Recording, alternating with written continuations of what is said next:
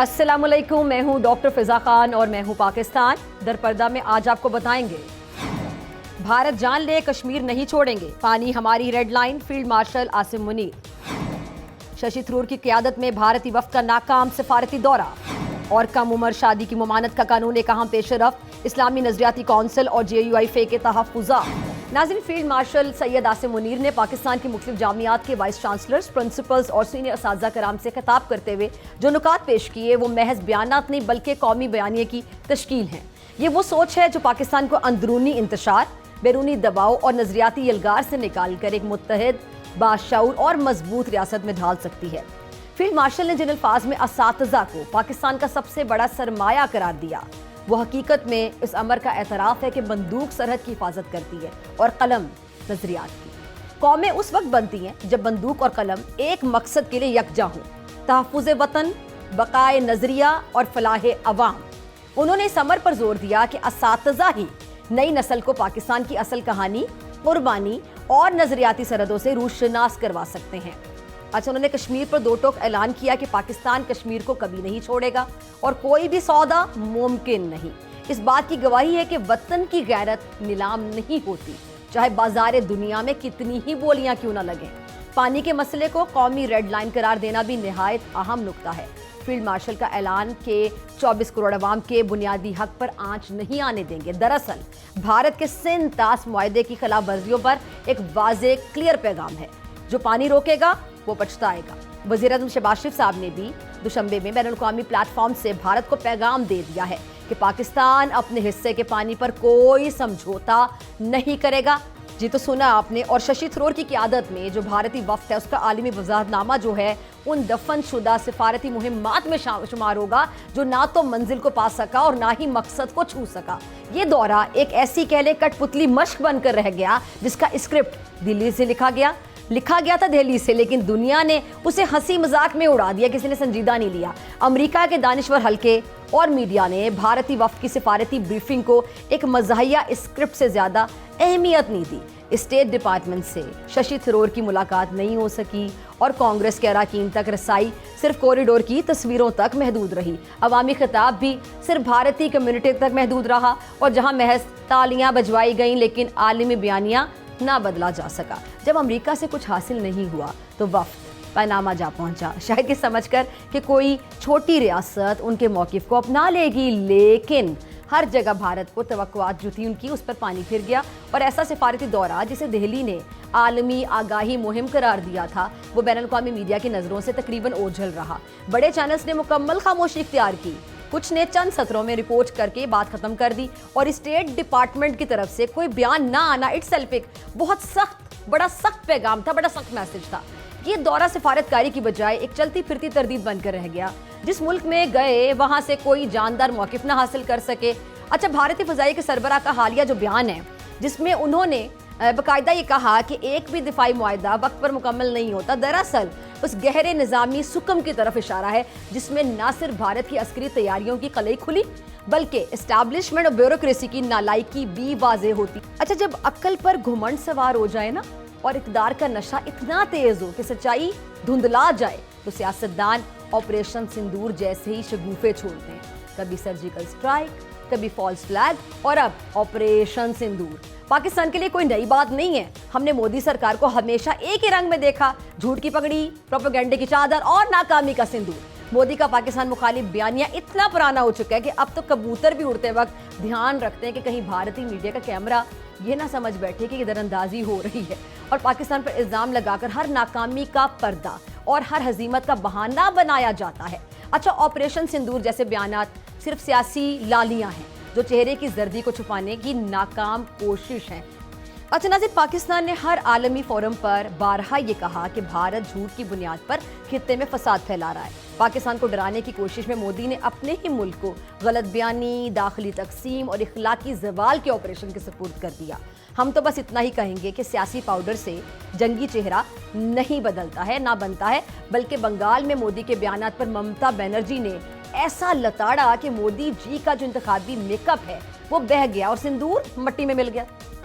ہم نے دیکھا کہ بھارت کی جانب سے پاکستان پہ جو الزام تراشی ہے وہ باقاعدہ ایک روایت بن چکی ہے، مگر اس بار اگر میں کہوں کہ ان کی جو خود ساختہ سفارتکاری ہے، انہوں نے اپنی خود ساختہ سفارتکاری کا جنازہ نکال دیا تو بالکل غلط نہیں ہوگا. تو بھارت کو میرے خیال سے شرم سے ڈوب مرنا چاہیے.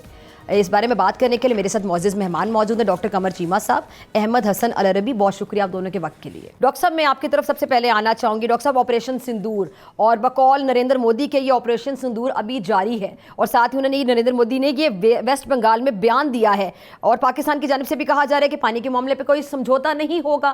کیسے دیکھ رہے ہیں پوری صورتحال کو؟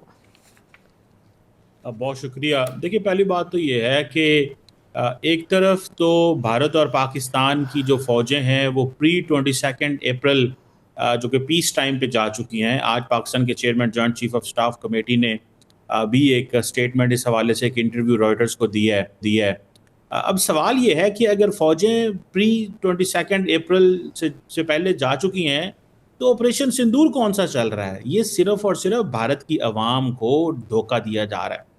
اب ہوا یہ ہے کہ جو ڈپلومیٹک لاسز ہوئے، جو ڈپلومیٹک معاملات پوری دنیا کے اندر بھارت ایکسپوز ہوا، اینڈ دین ملٹری کے آپ دیکھیں کہ کل انڈیا کے ایئر چیف جو ہے وہ میڈیا کے سامنے آ کے یہ کہہ رہے تھے کہ آپ ہمیں پرومس کچھ کرتے ہیں، ہمیں ڈیڈ لائن میٹ نہیں کرتے، ہمارے پاس اکوپمنٹ نہیں ہے، ہمیں جنگوں میں جو ہے وہ دھکیل دیا جاتا ہے. سو فرسٹریشن آپ کو نظر آ رہی ہے. سو مودی صاحب کیا کریں اگر یہ نہ کہیں کہ آپریشن سندور چل رہا ہے؟ آج وہ کہہ رہے تھے، ان کے ڈیفنس منسٹر کہہ رہے تھے کہ اب حملہ نیوی کرے گی. یہ دنیا میں کون سا ایسا ملک ہے جو کھڑے ہو کے یہ کہتا ہے ہم پاکستان پہ اب ہماری نیوی حملہ کرے گی، ایئر فورس حملہ کرے گی؟ آپ نے کبھی دیکھا پاکستان کی ملٹری لیڈرشپ کو ایسے بولتے؟ کبھی پاکستان کی پولیٹیکل کلاس کو؟ ہماری آپس میں یہاں پہ روز لڑائیاں رہتی ہیں، اور میرا تو مسئلہ یہ ہے کہ ہم سب سے زیادہ the most inward looking nation ہے. ہمارے لیڈرز، ہمارے پولیٹیشینز کبھی اس طرح کی باتیں نہیں کرتے جس طرح کہ آپ دیکھیں وہاں پہ پولیٹیکل کلاس بول رہی ہے، ملٹری حکومت کو کہہ رہی ہے کہ تم ہمیں state of the art weapon لے کے دو، ہمیں اسٹیلتھ جیٹس لے کے دو، تم ہمیں آتمنر پر بھارت پہ لگا دیا ہے. انڈیجنس ڈیولپمنٹ ہونی کوئی نہیں ہے، انڈیجنسلی ویپنز ہمیں یا جہاز ملنے کوئی نہیں ہے. سو آپ کو کرائسس نظر آ رہا ہے بھارت کے اندر، اور یہ صرف اس وجہ سے ہے کہ نریندر مودی صاحب اپنے پولیٹیکل آبجیکٹیوز چاہتے ہیں. اگر وہ اپنے پولیٹیکل آبجیکٹیوز نہ چاہیں تو انڈیا بڑے نارملی پتہ نہیں تھا چلنا کہ انڈیا اتنی بری طرح ایکسپوز، ہمیں نہیں تھا پتہ چل سکتا. لیکن آج دیکھیں ششی تھرور کولمبیا میں کہہ رہے تھے کہ جناب ہم نے جب پاکستان پہ حملہ کیا تو آپ نے پاکستان کے ساتھ اظہار ہمدردی کیا. جب وہ کولمبیا سے لڑ رہے ہیں، انڈیا کے دشمن بھی بڑھ گئے ہیں، انڈیا کے گھر میں لڑائیاں بھی شروع ہو گئی ہیں. ایئر فورس چیف اپنے ڈیفنس منسٹر کو کہہ رہے ہیں کہ جو تم معاہدے کرتے ہو وہ ہمیں ویپن نہیں ملتا، وہ ہمیں جیٹس نہیں ملتے. تو آپ دیکھ لیں کرائسس ہے وہاں پہ، اور پاکستان کو کچھ کرنے کی ضرورت نہیں ہے. اب تو وہ انڈین بی جے پی کے لوگوں نے خود ہی کہنا شروع کر دیا، جو آج تک ان کی ایئر فورس نہیں مان رہی کہ 6 جہاز گرے ہیں، اب ان کے لوگوں نے خود ہی ماننا شروع کر دیا. سو میں سمجھتا ہوں کہ ایک پریشانی ہے بھارت کے اندر، اور دنیا اس کو بڑی ریڈ کر رہی ہے، اور مودی صاحب بھی پریشان ہیں. سو اسی لیے ایک کرائسس پیدا مزید کرنا چاہتے ہیں. جو ڈپلومیٹکلی اینڈ ملیٹریلی لوز کیا ہے وہ نیریٹو کی وار میں جیتنا چاہتے ہیں، بٹ نیریٹو ایسے نہیں بنتے انٹل اینڈ انلیس کہ آپ نے گراؤنڈ میں کچھ نہ کیا ہو. احمد، آپ پوری صورتحال کو کیسے دیکھ رہے ہیں؟ اب یہ سوامی ان کی جانب سے جو بی جے پی کے ہیں انہوں نے بلا کر اعتراف کر لیا کہ حالیہ جنگ میں پاکستان نے بھارت کے 5 طیارے مار گرائے ہیں. اب ان کے اپنے اندر سے آوازیں اٹھنے لگی ہیں. جی بالکل ایسی ہے. یہ سبرامنیم سوامی کو اگر آپ دیکھیں تو پچھلے کافی عرصے سے، بیکاز ان کی اپنی ایک دشمنی ہے.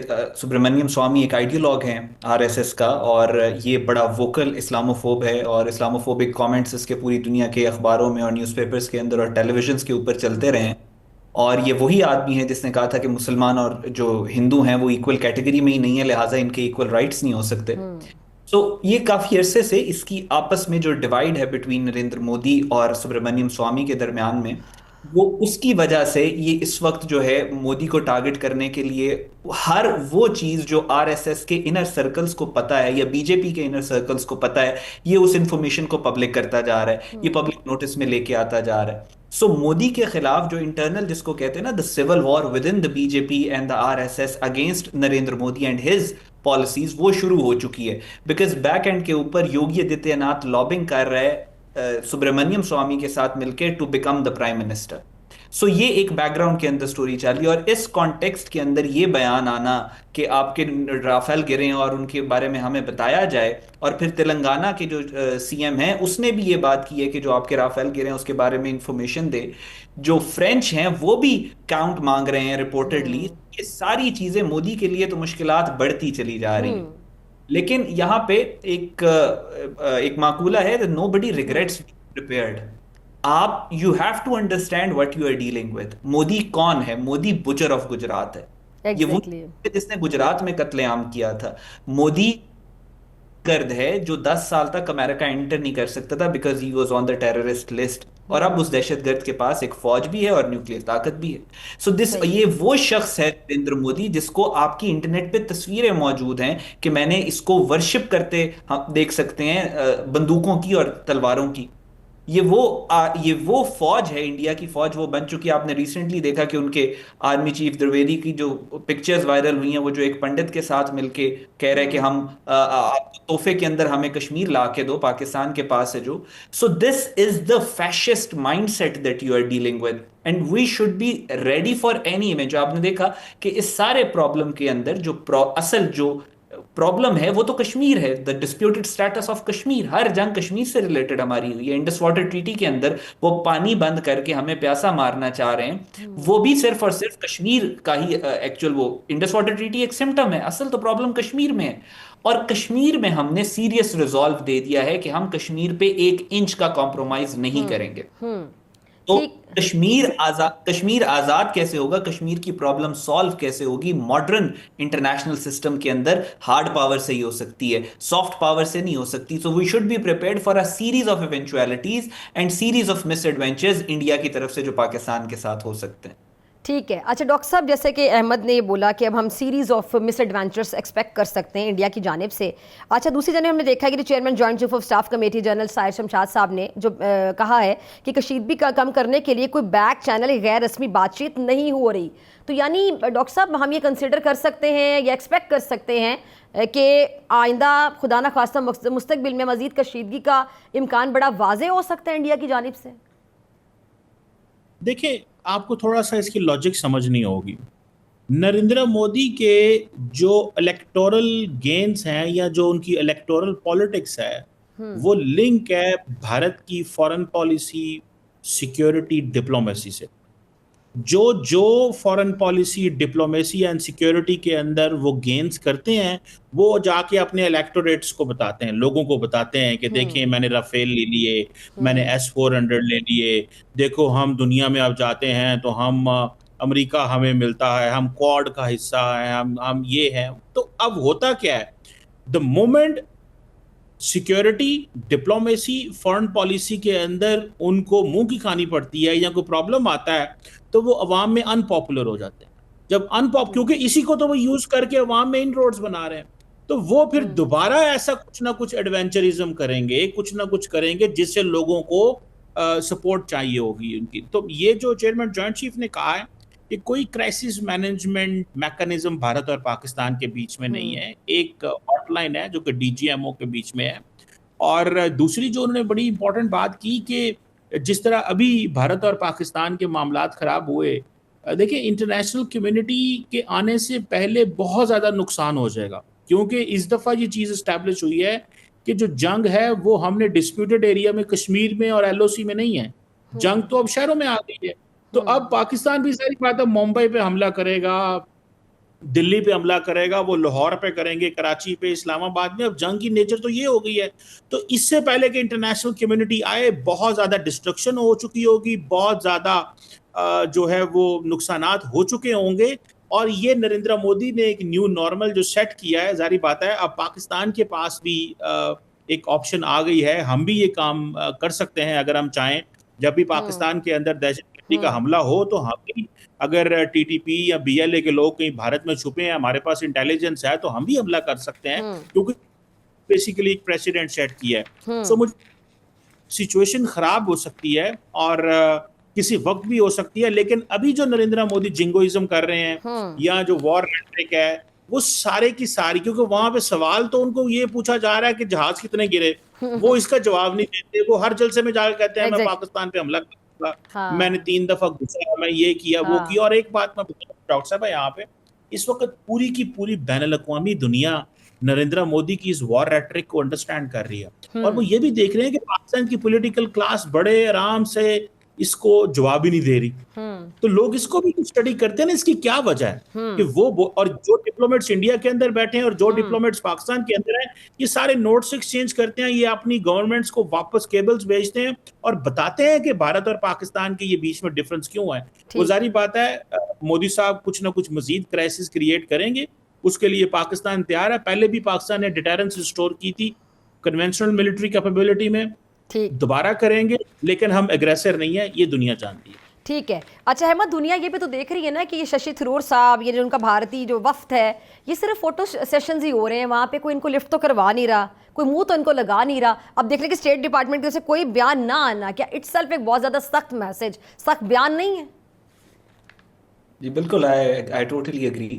لیکن اس کی وجہ یہ ہے, انڈیا نے یہ ششی تھرور اور یہ سارا جو کمیٹی بنائی کہ آپ پوری دنیا میں جا کے پریزنٹ کریں یہ تو پھر کیا پریزنٹ کر رہے ہیں, کچھ کر ہی نہیں پا رہے.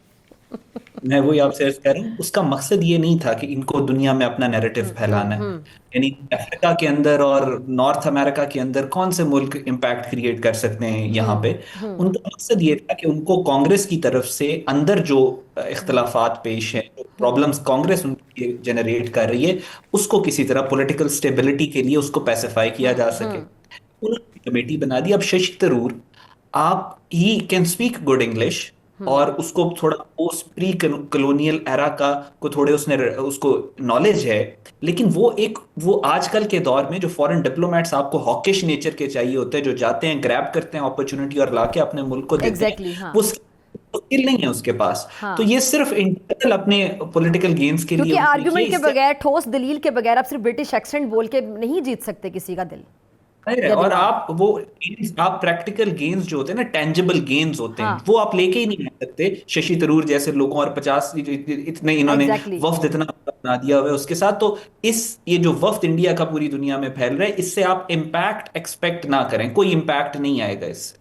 ٹھیک ہے. اچھا ڈاکٹر صاحب, یہ ایک اور پوائنٹ ذرا, یہ جس طرح نریندر مودی نے ویسٹ بنگال میں یہ بیان دیا نا کہ آپریشن سندور ابھی جاری ہے, تو یہ تو ہم جو بتا رہے ہیں کہ یہ پہلے سے ہی جو پری الیکشن پلان ہے, اور ہمیشہ فالس فلیگ آپریشن, کشمیر میں ظلم کے سلسلے کو بڑھا دیا جاتا ہے, اور جھوٹا پروپیگنڈا, کوئی فالس فلیگ آپریشن کروا کے, اور ہمیشہ یہ ووٹ بینک کے لیے کیا جاتا ہے. تو اٹ سیلف یہ اس کا اقرار ہے جو کہ ویسٹ بنگال میں بیان دے رہے ہیں نریندر مودی صاحب.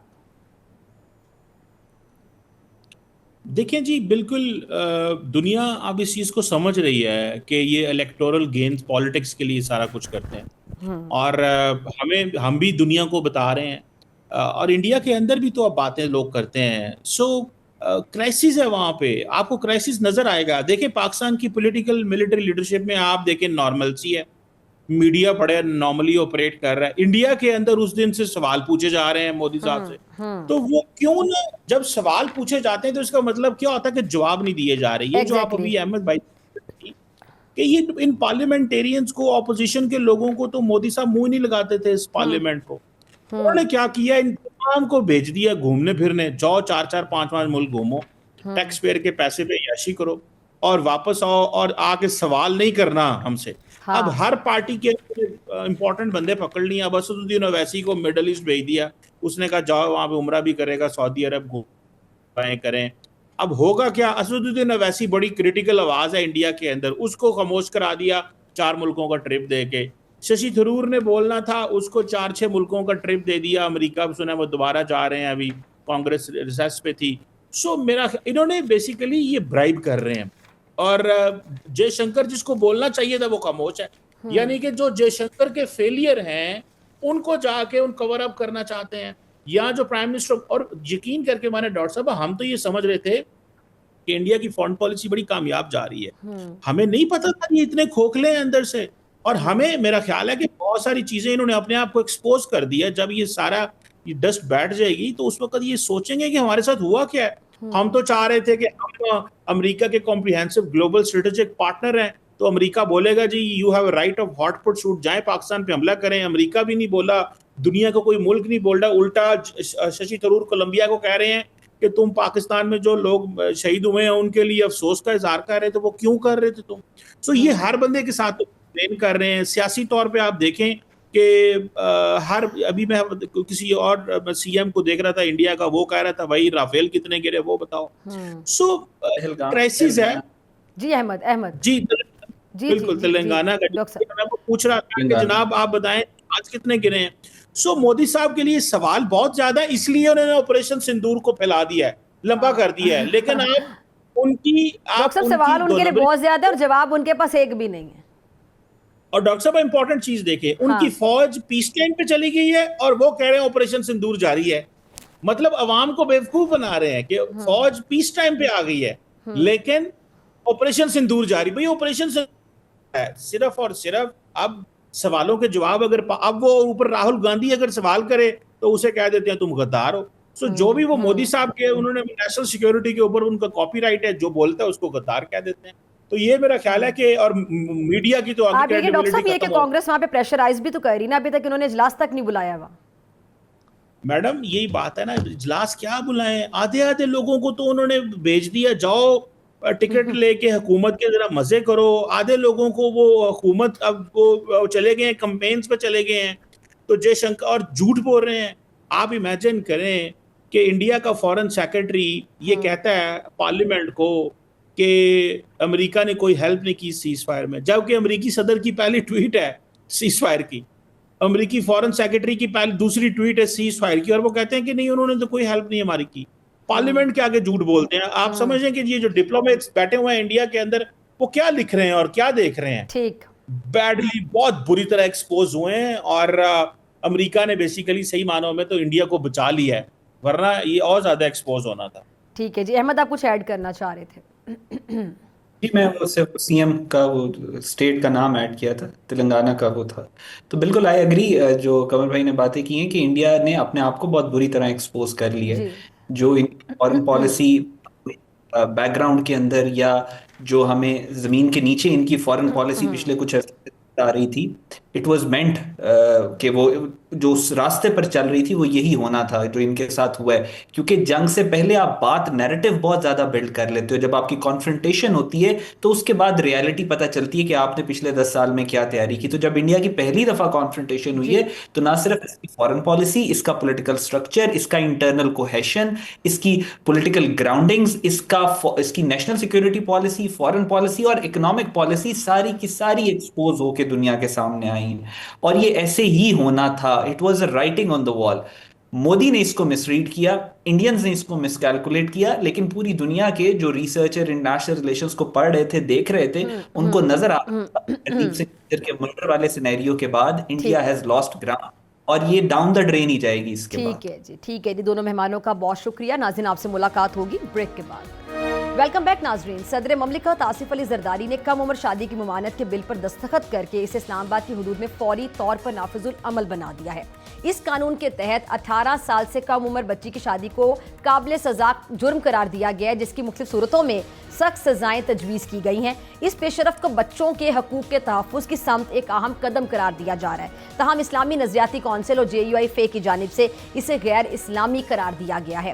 اچھا, نئے قانون کے مطابق جو کم عمر بچے ہیں ان کو شادی پہ مجبور کرنے والے کو 7 سال تک قید اور 10 لاکھ روپے تک جرمانہ ہوگا. اگر کوئی شخص کم عمر بچہ یا بچی شادی کے لیے کسی اور جگہ پر لے جائے تو اسے بھی 7 سال تک قید اور جرمانے کا سامنا کرنا پڑے گا. نکاح خواہ کو دلہا اور دلہن کے شناختی کارڈ کی تصدیق یقینی بنانی ہوگی. بصورت دیگر وہ بھی 1 سال قید اور 1 لاکھ روپے تک جرمانہ بھگت سکتا ہے. عدالت کو یہ ہدایت دی گئی ہے کہ کم عمر شادی کے کیسز 90 دنوں میں نمٹائے جائیں. پاکستان میں کم عمری میں شادی آپ کو پتہ ہے ایک دیرینہ مسئلہ ہے جو لڑکیوں کی تعلیم, صحت, ترقی پر منفی اثر ڈالتی ہے. عالمی ادارہ صحت, اقوام متحدہ اور بچوں کے حقوق کی تنظیمیں بارہا یہ موقف اختیار کر چکی ہیں کہ کم عمر شادی بچوں کے بنیادی انسانی حقوق کی خلاف ورزی ہے, اور اس قانون کا مقصد بچوں کو جبری شادی سے محفوظ رکھنا اور ان کی جسمانی اور ذہنی نشو و نما کو یقینی بنانا ہے. اب دوسری جانب اسلامی نظریاتی کونسل اس قانون کو غیر اسلامی قرار دے چکی ہے, اور کونسل کے مطابق اسلام میں بلوغت کے بعد نکاح کی اجازت ہے, اور کسی مخصوص عمر کی حد مقرر کرنا شریعت کے اصولوں سے متصادم ہو سکتا ہے. اس قانون کو اگرچہ بچوں کے تحفظ کے حوالے سے سراہا جا رہا ہے، لیکن اس پر کچھ حلقوں میں مذہبی، سماجی اور ثقافتی بنیادوں پر تحفظات پائے جاتے ہیں۔ پاکستان جیسے معاشرے میں جہاں روایات اور مذہب کا گہرا اثر ہے، ایسے قوانین کا نفاذ ایک چیلنج بن سکتا ہے۔ اگر اسلامی نظریاتی کونسل اور ریاستی ادارے ایک دوسرے کے ساتھ مکالمے کے ذریعے ہم آہنگی پیدا کریں تو نہ صرف قانون مؤثر ثابت ہو سکتا ہے بلکہ عوامی سطح پر قبولیت بھی حاصل کر سکتا ہے۔ اچھا، کم عمر شادی کی ممانعت کا جو قانون ہے یہ بڑی ایک اہم پیش رفت ہے جو بچوں کو ان کے بنیادی حقوق دلوانے کی کوشش ہے۔ تاہم اس قانون کی کامیابی کا جو انحصار ہے اس کے مؤثر نفاذ، معاشرتی آگاہی اور مذہبی حلقوں کے ساتھ بہتر رابطے پر ہے۔ ضرورت اس امر کی ہے کہ مذہب اور قانون کے درمیان توازن قائم کیا جائے تاکہ نہ صرف بچوں کے حقوق محفوظ رہیں بلکہ معاشرہ بھی تقسیم کا شکار نہ ہو۔ اس بارے میں بات کرنے کے لیے میرے ساتھ معزز مہمان موجود ہیں۔ حافظ حمداللہ صاحب، بہت شکریہ حمداللہ بھائی تشریف لانے کے لیے، اور اختیار ولی خان صاحب ہمیں جوائن کر رہے ہیں، آپ کا بھی بہت شکریہ اختیار صاحب کے لیے۔ حافظ صاحب میں آپ سے شروع کرنا چاہوں گی۔ اچھا حافظ صاحب، یہ قانون ہے اس پر آپ کو تحفظات جو ہیں وہ بیسیکلی ہیں کیا؟ بسم اللہ الرحمن الرحیم، بہت شکریہ ڈاکٹر صاحبہ۔ دیکھیے، بات یہ ہے کہ اگر ہم اس ملک میں، جس ملک کا نام اسلامی جمہوریہ پاکستان ہے، 24 کروڑ عوام ہیں اور مختلف زبانیں بولنے والی قومیں ہیں، اس ملک میں ہمارے درمیان صرف ایک مشترک ہے، وہ آئین دستور پاکستان سن 1973 کا، یہ ہے۔ اب ایوان صدر میں صدر پاکستان ہو یا وزیر اعظم ہو یا پارلیمنٹرین ہو، جو بھی ہو، ہم سب نے یہ وعدہ کیا ہے کہ ہم اس آئین کی دفاع کریں گے، اسلامی نظریے کی دفاع کریں گے۔ یہ ہمارا ماننا ہے، جو بھی رکن اسمبلی آتا ہے یہ ہم کہتے ہیں۔ اب آئیے، ہمارا اعتراض یہ ہے کہ آئین میں یہ ہے کہ قرآن اور سنت کے خلاف کوئی قانون سازی نہیں ہوگی۔ ٹھیک ہے، اس میں قانون سے پہلے قرآن کو ترجیح دی گئی ہے، کیونکہ قرآن اور سنت کے خلاف کوئی قانون سازی نہیں ہوگی۔ اس کا مطلب یہ ہے کہ آپ جو بھی قانون سازی کریں گے وہ قرآن اور سنت کی تابع ہوگی۔ لیکن قرآن اور سنت کی روشنی میں قانون سازی، اس میں رہنمائی کون کرے گا؟ آئین نے ایک ادارہ ایجاد کیا ہے، 73 کے آئین نے، جو اسلامی نظریاتی کونسل ہے۔ اسلامی نظریاتی کونسل، قرآن اور سنت کا مسئلہ جب آتا ہے قانون سازی کے میدان میں تو اسلامی نظریاتی کونسل ہماری رہنمائی کرے گی۔ اور اسلامی نظریاتی کونسل میں صرف ایک طبقے کے لوگ بیٹھے نہیں ہیں، تمام مکاتب فکر کے لوگ بیٹھے ہیں، ریٹائر ججز بیٹھے ہیں، قانونی ماہرین بیٹھے ہیں، خاتون وہاں بیٹھی ہیں، یہ سارا ایک مجموعہ اور گلدستہ ہے، وہ بھی آئینی ادارہ ہے۔ اب اسلامی نظریاتی کونسل نے اس کو مسترد کیا، کیوں؟ قرآن اور سنت کے خلاف ہے۔ آئین کہہ رہا ہے کہ آپ وہ قانون سازی نہیں کر سکتے جو قرآن اور سنت کے خلاف ہے، آپ کی قانون سازی تابع ہوگی قرآن اور سنت کی۔ اب اس قانون کی آپ مجھے بتائیے کہ میں حلف لیتا ہوں اسلامی نظریے کی دفاع کا، اور میں خود قلم کے ذریعے اسلامی نظریے کی جو دفاع میں نے کرنی ہے، جو آپ نے اپنے تمہید میں کوٹ کیا کہ بندوق کے ذریعے ہم سرحد کی دفاع کریں گے اور قلم کے ذریعے ہم نے نظریے کی دفاع کرنی ہے۔ لیکن آج تو پارلیمنٹ نے اور پارلیمنٹ کے بعد ایوان صدر نے قلم کے ذریعے وہ حلف جو انہوں نے پارلیمنٹ میں دیا کہ اسلامی نظریے کی دفاع کروں گا اور قرآن و سنت کے خلاف کوئی قانون سازی نہیں ہوگی، قلم کے ذریعے ان کو ذابح بھی کیا گیا اور زمین بوس بھی کیا گیا۔ اب سوال یہ ہے کہ ہم نے مغرب کی بات ماننی ہے، ہم نے عالمی سماجی اور انسانی حقوق کی بات ماننی ہے، کیا ہم نے اپنے آئین اور دستور کی بات مانی ہے کہ قرآن و سنت کے خلاف کوئی قانون سازی نہیں ہوگی؟ یہ فیصلہ صدر صاحب نے بھی کرنا ہے، یہ وزیر اعظم صاحب نے بھی کرنا ہے کہ کیا یہ آئین کی، دستور کی، اس حلف کی جو آپ نے لیا اس کی خلاف ورزی ہے یا نہیں ہے۔ ایک آئینی ادارہ آپ کو کہہ رہا ہے کہ آپ جو قانون بننے جا رہا ہے یہ قرآن و سنت کے خلاف ہے۔ میں صرف اتنا کہوں گا، ہم نے کسی شخصیت سے کوئی سروکار نہیں ہے، نہ کسی پارٹی سے سروکار ہے، ہماری سروکار ان کی ذہنیت اور ان کی کردار اور قانون سازی کی اس عمل سے ہے۔ اس لیے میں کہتا ہوں جمعیت علماء اسلام کا فیصلہ یہ ہے کہ ہم اس قانون کو کورٹ میں چیلنج کریں گے۔ ٹھیک ہے، آپ اس قانون کو کورٹ میں چیلنج کریں گے کیونکہ یہ قرآن و سنت کے خلاف ہے۔ ٹھیک ہے، اختیار جی قرآن و سنت کے خلاف، اور جو قانون قرآن و سنت کے خلاف ہوگی کوئی ساتھ دے یا نہ دے، لیکن اسلامی جمہوریہ پاکستان اور اسلام کی گارنٹی دی گئی ہے 73 کے آئین میں، 73 کے آئین میں مانا گیا ہے، تسلیم کیا گیا ہے کہ قرآن و سنت سپریم لا ہوگا. اسلامی نظریاتی کونسل کی رہنمائی میں، ان کی روشنی میں، ان کی سفارشات میں آپ قانون سازی کر سکیں گے. اگر قرآن و سنت کی خلاف تھی تو اسلامی نظریاتی کونسل اس کو مسترد کر سکتی ہے، جو کہ ہوا ہے. یہ تمام آئینی ایک حصار ہے. آج پارلیمنٹ نے، حکومتی پارٹیوں نے اور ایوان صدر نے ان تمام آئینی اسلامی حدود کو پامال کیا ہے. ٹھیک. اچھا جی، اختیار ولی صاحب، آپ نے حافظ حمداللہ صاحب کو سنا، وہ کہہ رہے ہیں جی وہ کورٹ میں چیلنج کریں گے JUI اس قانون کو، اور آپ نے ان کا پورا موقف سنا. اسلامی نظریاتی کونسل کے حوالے سے بھی انہوں نے جو بات کی، JUI کا موقف جو ہے. اچھا میرا سوال یہ کہ اختیار صاحب، آخر کیا وجہ ہے کہ جب بھی کوئی قانون ایسے بنتا ہے، بل پیش کرنے سے پہلے، قانون چلے بننے کے بعد کی میں بات ہی نہیں کر رہی، بل جب پیش کیا جاتا ہے اس سے پہلے کیوں نہیں سب کو آن بورڈ لے لیا جاتا، جس کو تحفظات بعد میں ہو سکتے ہیں، اعتراضات ہو سکتے ہیں، تو بعد میں پھر جو اعتراضات ہوتے ہیں پھر وہ کورٹ میں جانے کی بات ہوتی ہے، اگر پہلے آن بورڈ لے لیا جائے تو یہ بہتر نہیں ہو جاتا؟ بسم اللہ الرحمن الرحیم. بہت شکریہ ڈاکٹر فضا. دیکھیے آپ کی بات درست ہے کہ آن بورڈ لیا جاتا تو بہتر تھا، لیکن ہم اس قانون کے بنانے کی ضرورت کیوں پیش آئی؟ میرے خیال میں اگر اس تناظر میں دیکھیں کہ اکثر اوقات نابالغ بچیوں کی، بڑی کم عمر بچیوں کی شادیاں جو ہے وہ اپنے سے کئی بڑے کیا بلکہ بہت بڑے گیپ کے ساتھ ان کی شادیاں کرا دی جاتی تھی، جس کو جبری شادی بھی کہتے ہیں، ونی بھی کہتے ہیں، اور وٹا سٹا بھی کہتے ہیں.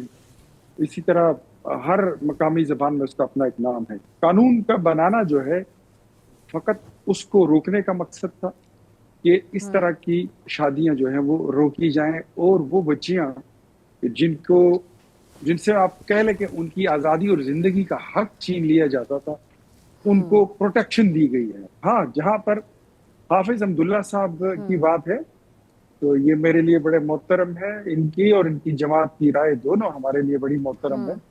اگر کسی طریقے سے آپ سمجھتے ہیں کہ یہ قانون متصادم ہے شریعت سے تو آپ ضرور اس کو چیلنج کیجئے، اور ہم بھی بالکل نہیں چاہیں گے، ریاست پاکستان اور حکومت پاکستان بھی کبھی نہیں چاہے گی کہ ایسا کوئی قانون بنے جو شریعت کی لا کے ساتھ جو ہے وہ اس کا کوئی تصادم ہو. بالکل بھی نہیں چاہیں گے. اس کے لیے فورم تمام موجود ہیں، اسلامی نظریاتی کونسل بھی موجود ہیں، وفاق المدارس کے علماء کرام کا ایک بہت بڑا ایک فورم بھی موجود ہے. اس کے علاوہ آپ عدالت جانا چاہیں تو ضرور آپ اس میں اگر ہماری رہنمائی کریں گے تو ہم آپ کی رہنمائی سے فائدہ اٹھائیں گے.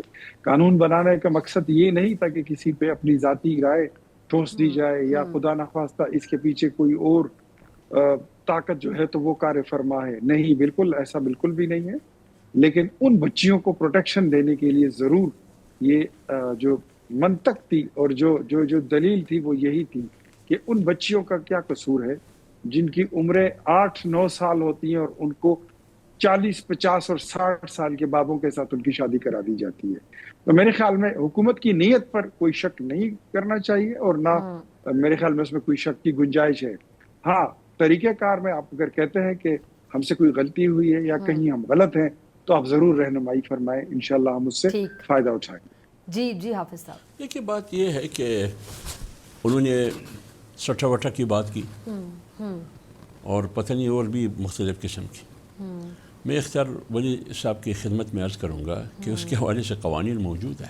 ایج گیپ کی انہوں نے بات کی، میں اس پہ آ رہا ہوں. اور جی اختیار صاحب جی اس کے حوالے سے قوانین موجود ہے. دوسری بات یہ کہ بالکل آپ علماء سے رہنمائی لیں گے، اسلامی نظریاتی کونسل سے رہنمائی لیں گے تو قانون پہلے بنا لیا آپ نے، اس کے بعد رہنمائی لیں گے. یہ تو ممکن نہیں ہے. آپ اگر رہنمائی لیتے کیونکہ قانون تو بن گیا نا. ہاں، آپ اسلامی نظریاتی کونسل سے پہلے مشاورت کرتے، علماء سے پہلے مشاورت کرتے. جی اختیار صاحب. دیکھیں، اگر آپ سے مراد ان کی جو ہے حکومت ہے تو میں قطعاً آپ کی اس بات سے حافظ صاحب اتفاق نہیں کرتا کہ ہم کوئی شریعت کے خلاف قانون بنا رہے ہیں یا ہم نے کوئی قانون بنایا ہے یا ہم کوئی قانون بنانے کا سوچ سکتے ہیں. نو، یہ اگر آپ کو ماضی کی یاد ہو تو شریعت کا بل جو ہے قومی اسمبلی سے پاس کرایا گیا تھا، وہ بھی نواز شریف کی حکومت تھی. اور وہ بھی 1997 کی وہ حکومت تھی جس میں انہوں نے ایٹمی دھماکے کیے تھے. دوسری بات یہ ہے کہ الحمدللہ ہم سب مسلمان ہیں اور اپنے ایمان کا ہمیں معلوم ہے کہ الحمدللہ ہمارا ایمان کمزور نہیں ہے. اس معاملے میں جہاں پر قرآن کی، شریعت کی، مذہب کی، عقیدے کی بات آتی ہے تو وہاں پر کوئی کمپرومائز نہیں ہوگا، میں آپ کو یقین دلاتا ہوں. لیکن میرے خیال میں کسی چیز کو پولیٹیسائز بھی نہیں کرنا چاہیے. آپ کیا الزام لگائیں گے کہ ہم نے یہ کس کے ایما پہ کیا ہے؟ ہم تو کسی کے ایما پہ نہیں کر رہے ہیں. ہم نے تو ان بچیوں کو، میں دوبارہ ریپیٹ کرتا ہوں، ہم نے تو ان کو پروٹیکشن دی ہے، ہم نے ان کو تحفظ فراہم کیا ہے. جن بچیوں کو یہ بھی نہیں پتا ہوتا کہ وہ رشتے میں ماموں، چاچا، بابا اور تاتا میں کیا فرق ہوتا ہے، ہم تو ان بچوں کی پروٹیکشن کی بات کرتے ہیں اور ان کو تحفظ دینا چاہتے ہیں. ہاں اس میں تب تصادم کی بات ہوتی کہ ہم کوئی یہ مطلب 18 سال کی نکاح جو ہے اس کا کوئی، میرے خیال میں اس کا کوئی جرم نہیں ہے کہ اگر 18 سال کی عمر رکھ دی جائے اور اس سے جو ہے تو کسی کا نکاح ہو تو اس میں کوئی قباحت تو نہیں ہے. تو میرے خیال میں ایک بات سے یا کسی چیز پہ اتنا ہمیں اوپر نہیں جانا چاہیے کہ ہم دوسرے کو یہ کہیں کہ ہم آپ کو شریعت سے نہیں کھیلنے دیں گے یا ہم آپ کو شریعت میں ترمیم نہیں کرنے دیں گے. توبہ استغفار. کبھی بھی اللہ ہمیں یہ توفیق نہ دے کہ اسلامی جمہوریہ پاکستان میں مسلم لیگ نون کی حکومت ہو، اس کا وزیر اعظم ہو اور کوئی ایسا قانون بنے جو شریعت سے، اسلام سے اور عقیدہ اسلام سے اور عقیدہ ختم نبوت سے وہ متصادم ہے. ایک ہوتا ہے نیت، لیکن نیت کا اظہار آپ کریں گے عمل کے ذریعے. ایک ہوتا ہے ایمان، ایمان تھیوری ہے، لیکن ایمان کا اظہار آپ کریں گے پریکٹیکل دنیا میں. جیسے کہ اللہ نے فرمایا والعصر ان الانسان لفی خسر، پوری انسانیت تباہی اور ہلاکت میں. لیکن کب نجات ملے گا؟ آمنو، جب ایمان ہو، جو تیوری ہے. لیکن ایمان کے ساتھ ایمان کا اظہار کس چیز میں ہوگا؟ عمل اور کردار میں ہوگا. آپ ایماندار ہیں، مجھ سے زیادہ ایماندار ہے. آپ مجھ سے زیادہ ایماندار ہے. میں نے کب سرٹیفکیٹ دیا کہ میں ایماندار ہوں اور آپ بھی ایمان ہیں؟ اللہ نہ کرے، نعوذ باللہ. میں نے کسی کو بھی ایمان نہیں کہا. میں یہ کہہ رہا ہوں کہ جو قرآن اور سنت کے خلاف قانون سازی ہوئی ہے، میں نہیں کہہ رہا. اسلامی یونیورسٹی کونسل سے پوچھئے اور پاکستان کی تمام علماء سے پوچھئے، ان سے پوچھئے کہ یہ قرآن اور سنت کے خلاف اور شریعت کے خلاف ہے یا نہیں ہے. ٹھیک. اب حافظ صاحب آپ لوگ کورٹ میں جا رہے ہیں؟ ٹھیک ہے جی، ہم کورٹ میں جا رہے ہیں. ٹھیک ہے جی، بہت شکریہ دونوں مہمانوں کا، حافظ صاحب آپ کا بھی اور اختیار صاحب آپ کا بھی. اسی کے ساتھ مجھے دیجیے اجازت. آپ سے ملاقات ہوگی انشاءاللہ کل سیم ٹائم سیم چینل. اگر زندگی نے وفا کی، دعاؤں میں یاد رکھیے گا، اپنا بہت خیال رکھیے گا. اللہ نے کے بعد